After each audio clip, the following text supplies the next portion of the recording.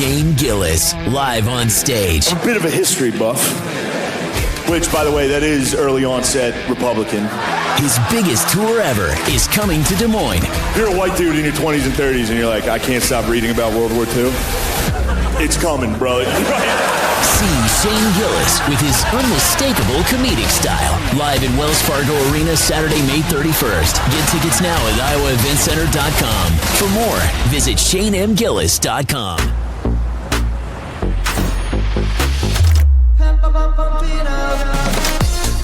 A fuel choice that even rivals can agree on? Now that's worth the hype. Pump it up with Unleaded 88. We recommend listening to the CW Pod with a glass of Steeple Ridge Bourbon. Grown, distilled, well-rested, and bottled in Erling, Iowa. Now from the Channel Seed Studios, this is the CW Pod, fueled by Steeple Ridge.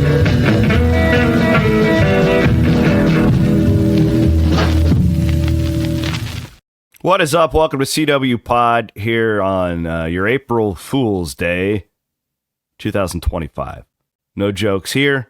I had the head coach of Iowa men's basketball, the new head coach, Ben McCullum. Thanks to Coach in the University of Iowa for setting this up. Really insightful stuff that you're going to get here. After we thank our wonderful sponsor, Steeple Ridge Bourbon. Got me a bottle of the, did you know they make this, the 7-penny Deuce rum? I love this bottle. It's one of my favorite bottles because I'm a 712 guy myself. Pat and his family do wonderful work out there in Erling, Iowa, and they've been a supporter of CW Pod since day one. So go out and pick yourself up a bottle. Today, I prefer the black label. The white label is great if you're just getting started out. You can't go wrong with either or. Ben McCollum goes way back with us to his upbringing at the Northwest Missouri State campus in Maryville, Missouri. Talk about how he's going to win at Iowa, favorite Iowa memories as a kid growing up. This is a lot of fun. You don't want to hear from anymore. Check it out here in the Channel Seed Studios, my interview with new Iowa head men's basketball coach, Ben McCollum.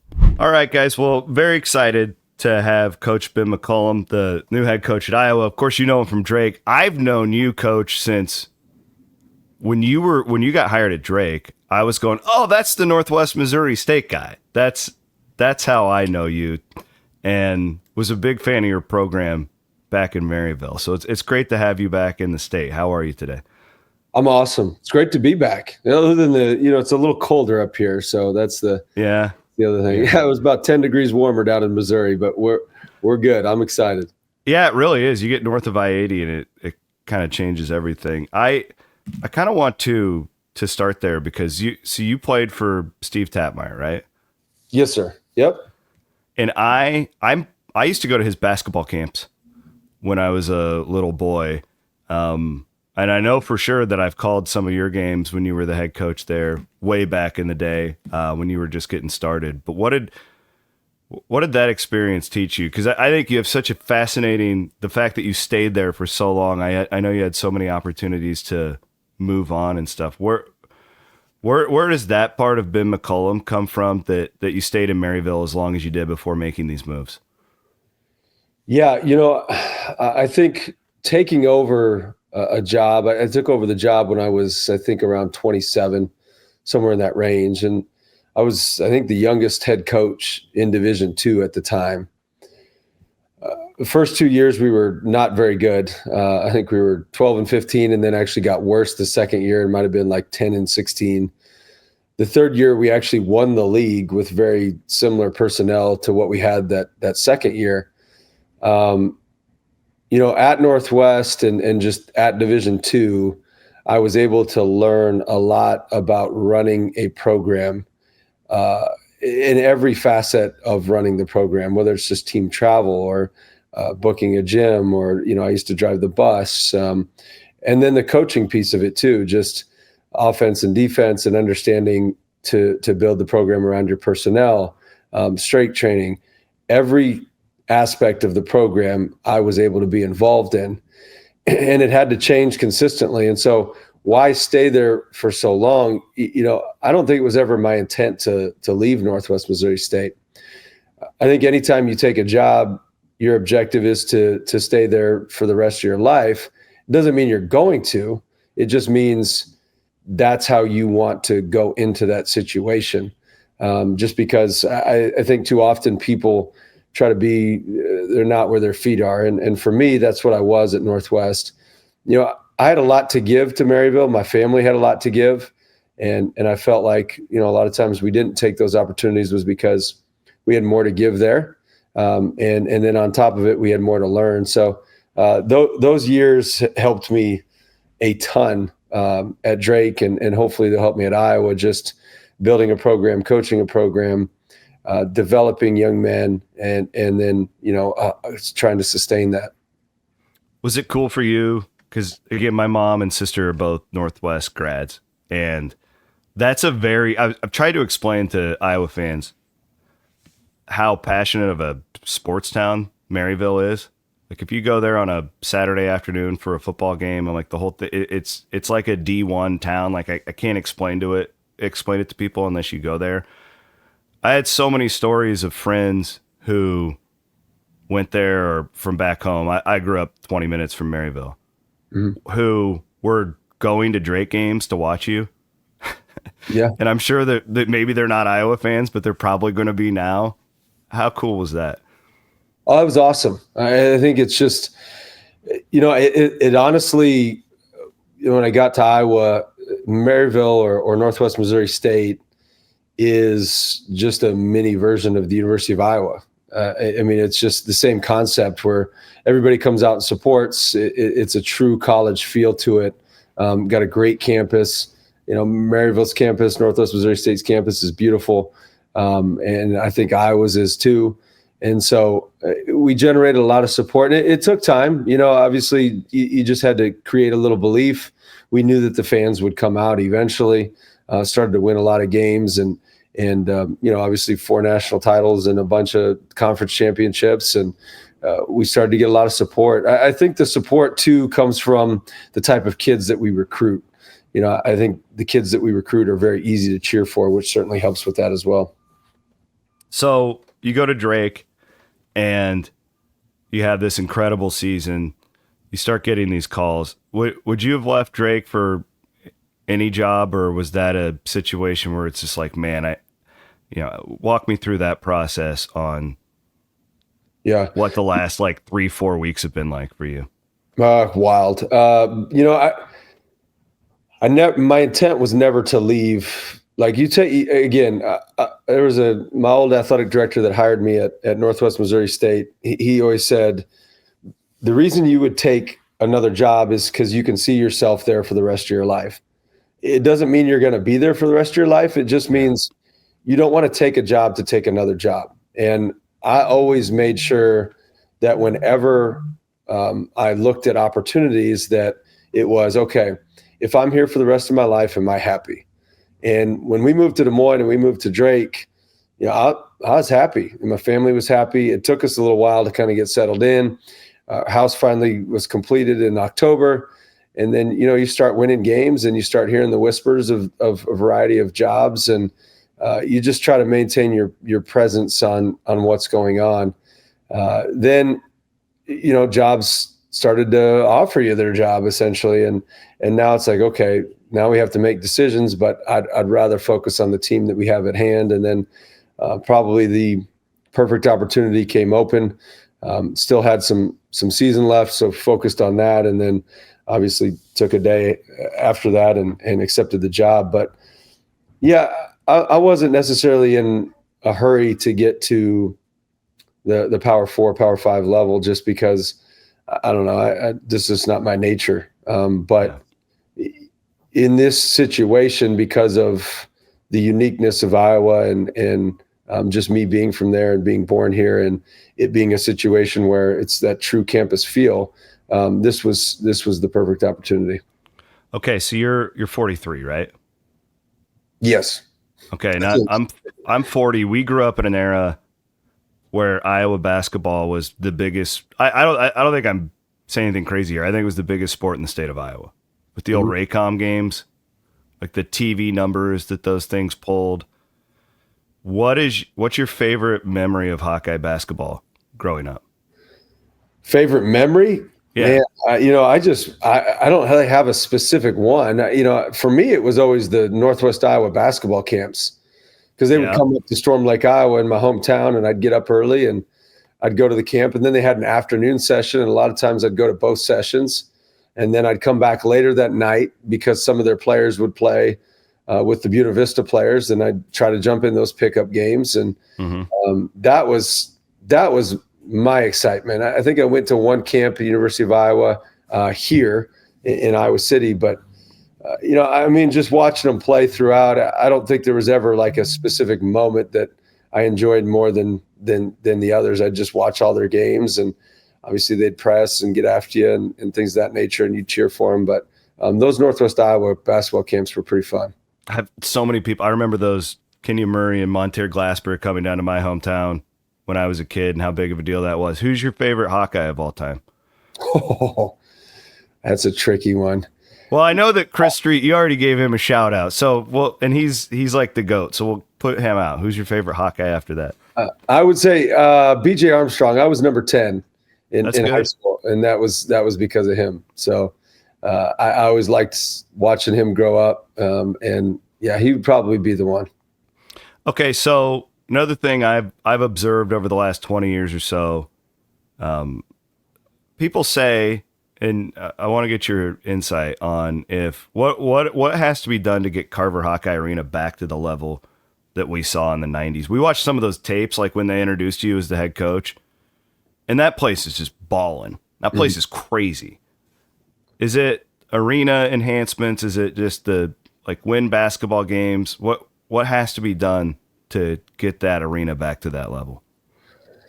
I mean, obviously winning always draws fans back. I think that it depends on which comes first. Do you come back and then you win, or vice versa? I think at Drake and even Northwest Missouri State, we started to win and fans started to come. And, I think that that can happen. First off, I think after that, you've got to engage the students, because I think the community comes when the students come, because the students create the energy and the excitement and the enthusiasm. So, how do you find a way to put them in a position to be loud, to be a problem for opponents, and to create energy and excitement in the game would be one thing to look at. Obviously, there's plans to be able to renovate Carver. That'll help, but that's a couple years away. So I think that's my job, is to go out in the community, to go out and engage students, to go to as many sporting events as I can go to, and see if we can get fan support going. But after that, have a group that you can cheer for, have a group that competes, have a group that finishes towards the top of the Big Ten, have big games here, and people will come to those things. It's just, we've got to do our part too. And we're going to fight for that, and we'll earn it. We'll earn their trust, and we'll earn their faith. And, we'll see what we can do for crowds. As far as that goes, you're bringing a really good player with you in Benett Sturs. What is the offseason like for him? Because this is the second year in a row now where he's going to have to take a step up as far as level of play goes. What does he need to do to be ready for that grind of the Big Ten? I mean, he's ready. I think his biggest thing, he'll be fine. I think his biggest thing is making sure that he continues to improve, just from gaining weight, some physicality stuff, that sort of thing. But he's a pretty good player. I mean, his situation is, you could do a 30 for 30 on his. It's bizarre. Yeah. You never see it. It's he was unrecruited out of high school outside of Division IIs. Came as a freshman for 2 seasons, and then sophomore year he was second team all conference in a Division II league, and then was MVP of a Division I league, the Missouri Valley, and now he's transferring a guy that doesn't. He's like a non-transfer guy. That's the wildest thing. This will be his third school in 3 years, and it just worked out. But he's loyal to people. He's loyal to us, and he knows. Some of those things where he also understands the system and what it can do for him, and what it can also do for his career. and he just loves college athletics. He just watches it all the time. So it's wild. I was just at Northwest Missouri State probably 12 months ago, and now I'm at University of Iowa. So it's been a wild ride. He probably, I don't want to put words in his mouth, but would he have just stayed at Northwest with you if you not left? You think he just would have graduated from there and gone on? I don't know. I mean, he's a pretty loyal kid, so I think that could happen. It really probably depended on his junior year. He would have stayed there for his junior year. Yes. Yeah. After that, you don't know. I think it's just you just don't know how his junior year would have gone. I don't know. It's hard to predict that stuff. I mean, I think it's worked out perfect. He chose us because he felt like we could do the most for him, meaning he thought we could get him to the level that he wanted to be at. And he's committed to that. And I think he made a pretty good choice, because he had 0 Division I offers and now he's, he should be in the NBA in a year, hopefully a top 20 pick. A theme that I'm getting from you, I've picked up on this over 20 years of doing this with a lot of assistant coaches. It's just kind of like they almost treat it like an independent contractor, where it's just like you're just, okay, well, I got this a little bit less now with the portal, but like I got this guy in my back pocket and I'm going to use it as a chip and I'm going to move on and move up the level. You stayed put, honed in your skills, learned all this stuff, failed, made you better for the next level. Benett kind of did that as well. Is that something that we all can learn from this in a world of just it feels like job hopping and these players can just leave? I mean, what do you get from sticking around like that, I guess? Yeah. I think it's about keeping your heart in the right place, even though it seems like it may not be. And what I mean by that is our objective was to build whatever program we were at and make it better because we were there. And then on top of that, make better husbands, fathers, citizens, make better people through the game of basketball. And we always kept that first. And so naturally, from my perspective, I just continued to improve those skills to be able to change people's lives. So my skill would be, try to improve people's lives. That's it. And be loyal to them and fight for them. From Benett's perspective, his was always to just continue to grow and continue to get better and stay process oriented. And I think it's not easy because you don't know what the future holds. And so many people chase a result. Like even with Benett's situation, it's like, well, if I go play for Coach McCollum at University of Iowa, I'm going to end up like Benett. Well, no, not necessarily. Obviously, there is a recipe that we've had that develops really, really good point guards, but they don't come in with that mentality to just develop and be an NBA player. They come in with the humility to work and to give effort and to serve their teammates, knowing that if they do that, sometimes those results will be what they want and they'll take care of themselves. And so I think too often in our society, we think in terms of results, and we want them very, very quickly. And we forget you don't really control that. You just really control the process of attaining those results. And if you focus on that, everything should take care of itself. So when Ben McCullum, let's use it now with the portal, because I think it's a little more prevalent to our conversation than even recruiting, whatever, however you want to do it here. You're recruiting a player to the University of Iowa or Drake or Northwest Missouri State. What's the number one attribute you're looking for out of that player? Number one. I mean, obviously, can they play basketball? That puts you on the radar. So, yes. So that would be. You got to be able to do that. Yeah. I mean, that puts you on the radar. What's a deal breaker for you? Maybe that would probably be easier. Moody. I don't do moody kids. I don't like kids that are come in a bad mood. I don't do it. That's the one thing that I really struggle with is low energy people. You don't have to be like high energy. You don't have to be hype all the time. You don't have to do that. that's fine. Bennett's not like just bouncing off the walls all the time. But if you're super low energy, it just doesn't work with me because it just kind of sucks the life out of the room, and no one wants to be around that. Interesting. How does the recruiting you've done in the past, where you've won everywhere, do you have to change anything now with the money, the portal, all that stuff? You've dealt with it before, but not to the level you will in the Big Ten. Yeah, I think you have to create still the kind of transformational approach with a business-like model. So, I still think you can do it the way we want to do it with good kids and develop and all those things. I just think your model has to be more of a business approach. Like, okay, so for this position, we're going to spend this much. For this position, we're going to spend that much, and on through, and not get in too much of a bidding war. Obviously, people need to be compensated for their talents, and that's just the world we live in. But I think too often, if you go too far down that path, it becomes very transactional and it goes away from what we want.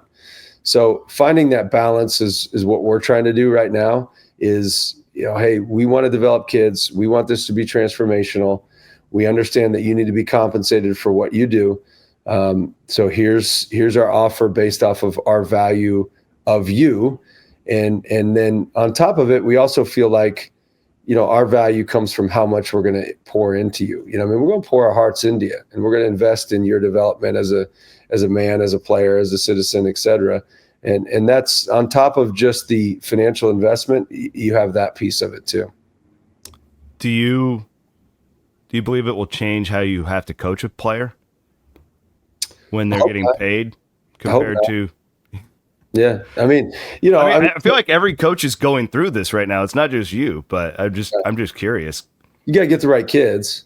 Yeah. I think that would be the first thing. So if you get the right kids, that's going to be helpful. But, I always tell some of my buddies at this level that would pay these guys, let's say somebody pays them $500,000. They're like, well, I feel like I got to play him because I paid him this much. And it's like, no, actually you don't have to play him at all because you paid him. Like he's already got point. What, he owes you now. And so, it's technically like I work for Beth, like she, they pay my bills. So I need to listen to her and do what I need to do for her. And that's the same concept. You're essentially an employee. And so I've already paid you. So I don't really owe you anything now at this point, other than, what I've promised in regards to development and stuff like that. But so I don't think you have to coach them totally different. I just think you got to get the right kids. On that note, man, having Benett, I feel like having him come with you and be like almost this extension of you when you're going to bring in all these new guys.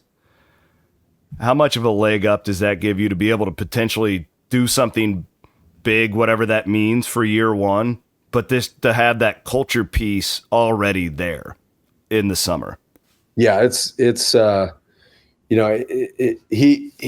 he's obviously a really good player, but the thing that makes him even better, obviously he works with a level of humility, but he just makes everybody around him so much better. It's just, the game is easy, and it's like I always, in obviously different positions, it's like Jokic with the Nuggets, he just makes people around him better, and the people around him allow him to be great as well. And so it just all adds up because of his sense of humility and his ability to serve his teammates. You also have this interesting wrinkle at Iowa, and I've actually heard people use it against the men's program, which I've never really understood.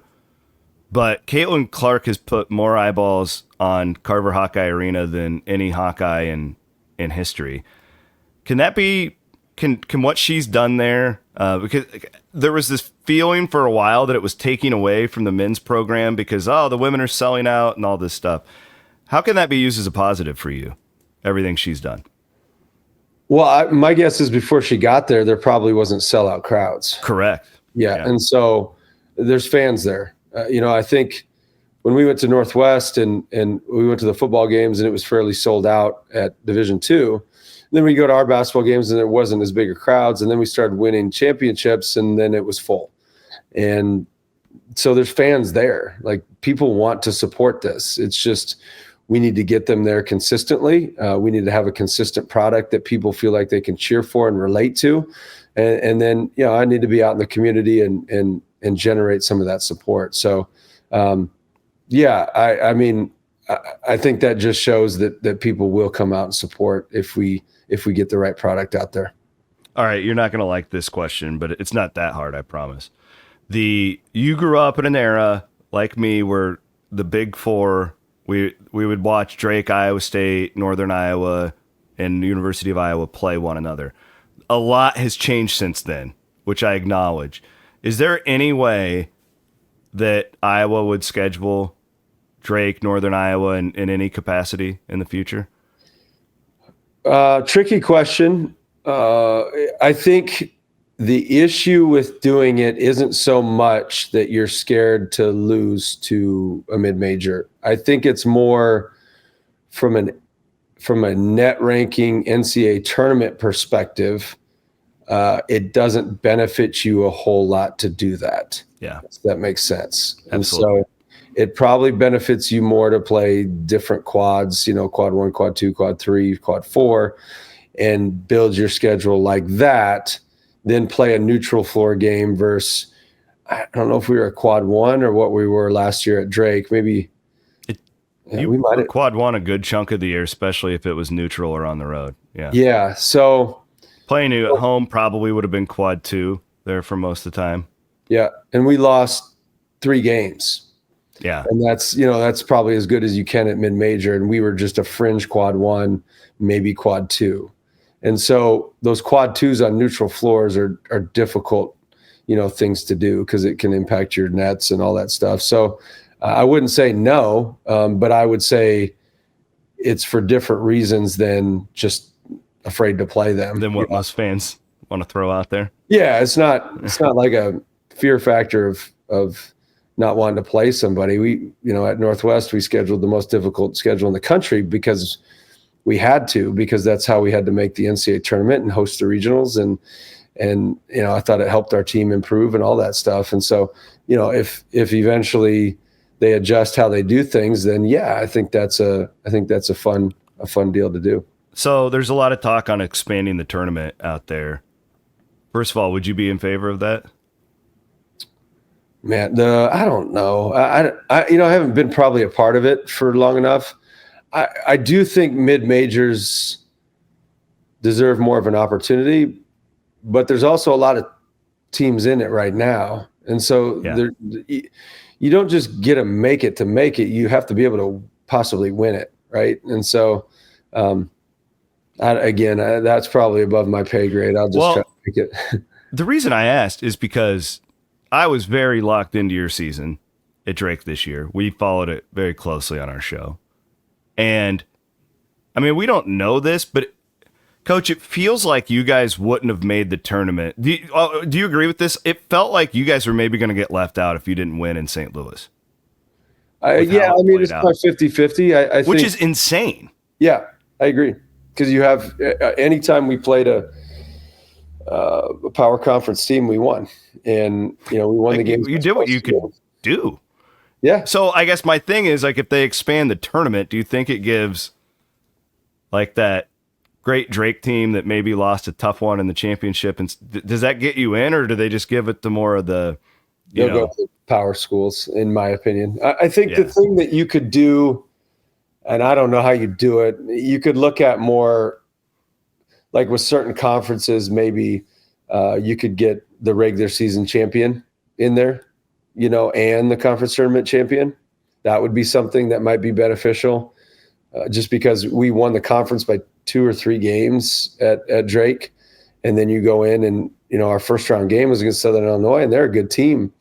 And then you got Belmont. We almost lost to Belmont. We're down 10 at half. And then, we beat Bradley in the championship. But something along those lines where you reward the entire regular season, because I know that people get excited about the tournament settings because there's more drama with it, but it's a lot more difficult to win a regular season championship than it is a tournament championship. Well, Coach, I know you've got so much going on. I can't tell you how much we appreciate taking some time with us today, and we'll be here. Hope to have a great relationship with you going forward. And I gotta give you. I had a Taps Troops T-shirt growing up, the like camouflage one. Do you know what the one I'm talking about? The student section. I know. Oh yeah. Yeah. So you and me go way back. We're like kindred spirits with this Northwest thing. But man, I appreciate you, and best of luck at the University of Iowa. Awesome. Thank you, sir. Thanks for having me on. Thank you. There you have it. That was awesome. Really, really, really couldn't thank Coach more. This is such a busy time of year. I don't think most fans truly understand how busy it is with the portal, especially when you're having to build a program from scratch like Coach is. To give us 30 minutes like that was very generous, and we are very appreciative. Also appreciative of our great sponsor, Steeple Ridge Bourbon, for doing all they do for us here on CW Pod on Iowa Everywhere. We are in the Channel Seed Studios. Aiden Wyatt produced today's show. I hope you enjoyed it. Ben McCollum, the new head basketball coach at the University of Iowa.